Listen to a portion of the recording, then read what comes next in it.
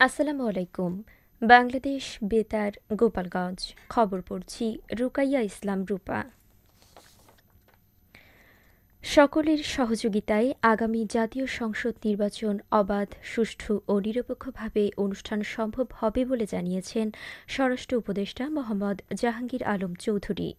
গতকাল সিলেট জেলা প্রশাসকের সম্মেলন কক্ষে আয়োজিত এক মতবিনিময় সভায় তিনি একথা বলেন। তিনি বলেন, অবাধ, সুষ্ঠু ও অংশগ্রহণমূলক নির্বাচন অনুষ্ঠানে জনগণই মুখ্য ভূমিকা রাখবে। স্বরাষ্ট্র উপদেষ্টা আরও বলেন, নির্বাচন সুষ্ঠু করতে মাঠ প্রশাসন ও আইনশৃঙ্খলা বাহিনীর ভূমিকা গুরুত্বপূর্ণ।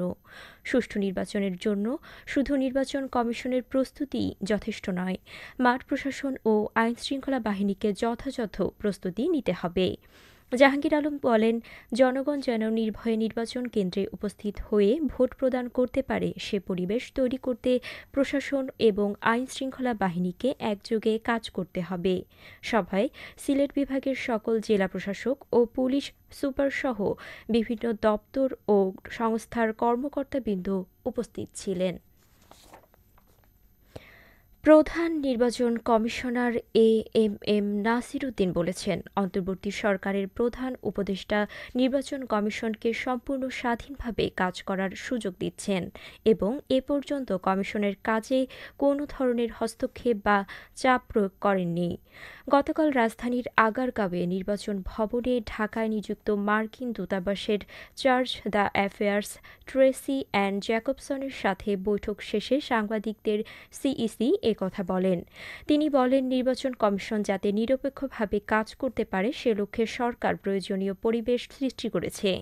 কমিশনও জনগণকে একটি সুষ্ঠু, নিরপেক্ষ ও গ্রহণযোগ্য নির্বাচন উপহার দিতে সর্বাত্মক প্রস্তুতি নিচ্ছে। সাংবাদিকদের এক প্রশ্নের জবাবে সিইসি বলেন, প্রধান উপদেষ্টা এ পর্যন্ত আমাদের উপর কোনো চাপ সৃষ্টি করেননি, কোনো সিদ্ধান্তে প্রভাব খাটানোর চেষ্টা করেননি, বরং তিনি নির্বাচন কমিশনকে স্বাধীনভাবে কাজ করার পূর্ণ নিশ্চয়তা দিয়েছেন। নাসির উদ্দিন বলেন, নির্বাচন আয়োজনের ক্ষেত্রে সরকারের সহযোগিতা অপরিহার্য। নির্বাচন কমিশন একা কোনোভাবেই জাতীয় নির্বাচন সম্পন্ন করতে পারবে না। তিনি বলেন, নির্বাচন কমিশনের দায়িত্ব পালনের জন্য পুলিশ, সেনাবাহিনী, বিজিবি ও প্রশাসনিক কর্মকর্তা লাগবে। আশার কথা হলো, সরকার সব ধরনের সহযোগিতা দিতে প্রস্তুত। পূর্ণ প্রস্তুতি নেওয়া হচ্ছে উল্লেখ করে নির্বাচন কমিশনার বলেন, সরকারের পক্ষ থেকে তারিখ ঘোষণা করা হলে আমরা যে কোনো সময় নির্বাচন আয়োজন করতে প্রস্তুত। শরীয়তপুরে বর্ণিল আয়োজনে বিএনপির ৪৭তম প্রতিষ্ঠাবার্ষিকী পালিত হয়েছে। এ উপলক্ষে গতকাল বিকেলে কেন্দ্রীয় শহীদ মিনার চত্বরে জনসভার আয়োজন করে জেলা বিএনপি। সভায় প্রধান অতিথি হিসেবে উপস্থিত ছিলেন বিএনপির কেন্দ্রীয় কমিটির সাংগঠনিক সম্পাদক শামা ওবায়েদ।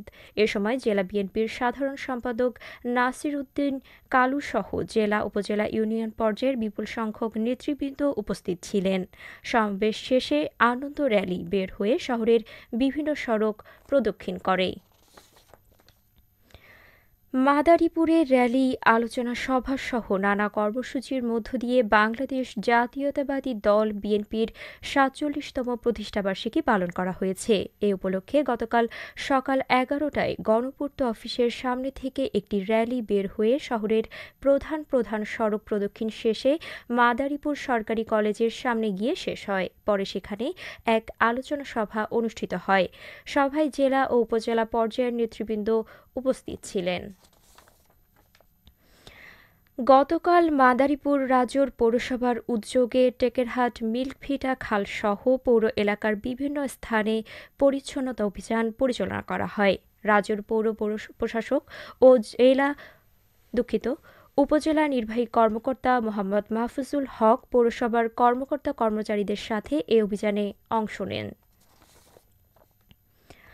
নড়াইলের পুরাতন বাস টার্মিনাল এলাকায় দুটি খাবারের দোকানে অভিযান চালিয়ে ৫,০০০ টাকা জরিমানা আদায় করেছে ভ্রাম্যমাণ আদালত। গতকাল অস্বাস্থ্যকর পরিবেশে সরকারি অনুমোদন ছাড়া খাবার বিক্রি করার অপরাধে হাজি বিরিয়ানি হাউজ ও ঢাকা কাচ্চিঘরকে এ জরিমানা করা হয়। এ সময় একজনকে কারাদণ্ড প্রদান করা হয়। নির্বাহী ম্যাজিস্ট্রেট মনোয়ারুল আলম এ অভিযান পরিচালনা করেন। সবশেষে আবহাওয়া।